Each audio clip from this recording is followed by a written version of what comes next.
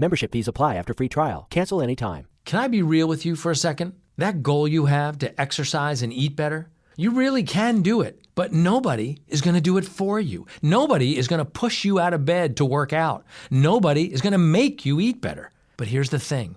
Nobody has to, because you can do it if you have the right tools and a community that cares about helping you get results. And that's us, Beachbody. 2.5 million people, each doing the Beachbody program that fits our own goals. Over 80 to choose from, some that take just 20 minutes a day. Nutrition plans that teach you how to eat healthy and still enjoy food. What we all have in common is we know it's not easy, so we help each other. It's as convenient as your TV or laptop, but you need to decide that you're worth it. That's why I'm inviting you to try our amazing Beachbody fitness and nutrition programs. Let us help you succeed. Here's how. Go to beachbody.com to claim your free membership and start feeling great.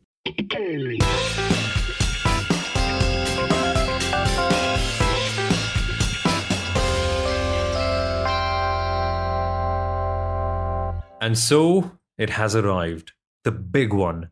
The game that we've been waiting literally 4 long years for. And if you're someone like Lionel Messi, the game that you've been waiting 8 long years for. The World Cup final.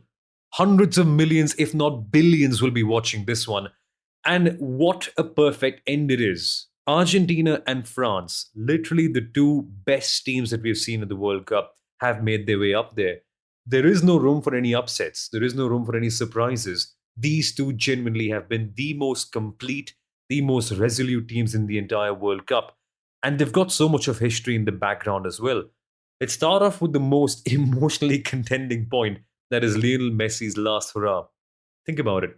Have you ever seen a football player greater? Or, okay, let's not go into that debate, right? Have you seen any football player that has mesmerized you and has consistently delivered on the big occasion like Lionel Messi? Ronaldinho was beautiful.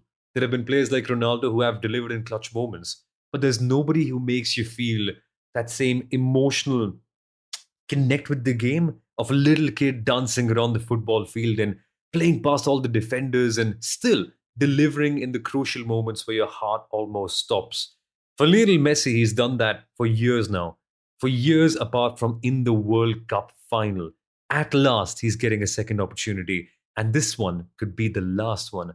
He carries the weight of a generation. He carries the weight of an entire country and perhaps the weight of all the football fans in the world, because nobody, of course, barring toxic Cristiano Ronaldo fans, would want him to lose this one.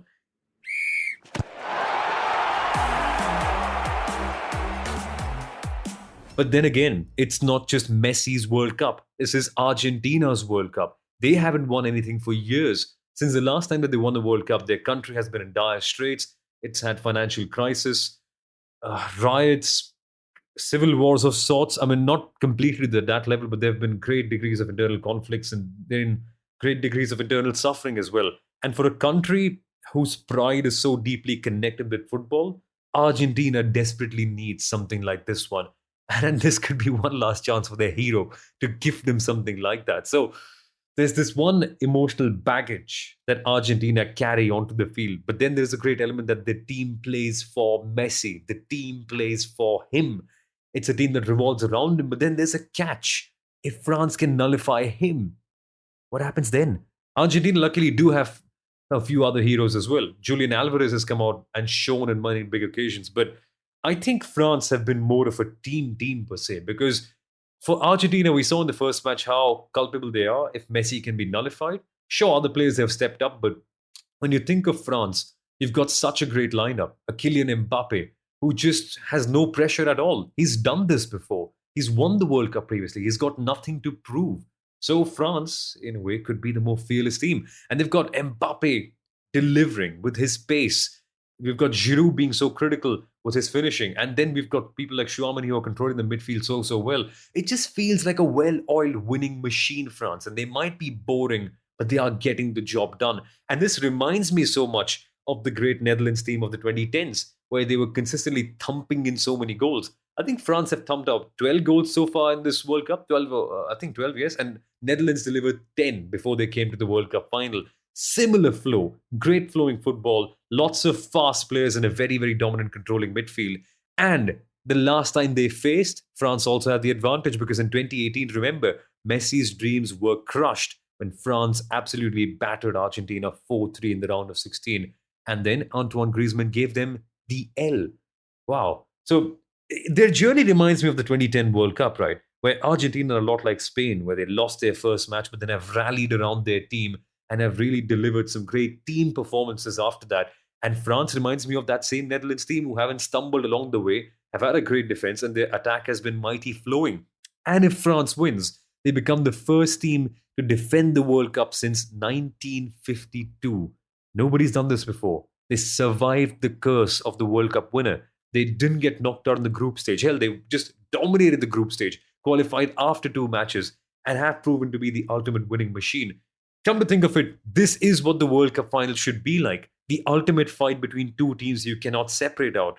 There's so many similarities, so many differences, and you can't pick out between the 2 of them. This is what the dream game of football should be like. The best teams up against each other, the best players up against each other. It's the past versus the future. Messi versus Mbappe. The pressure of a nation versus the relaxed confidence of the French who have done this before just 4 years ago.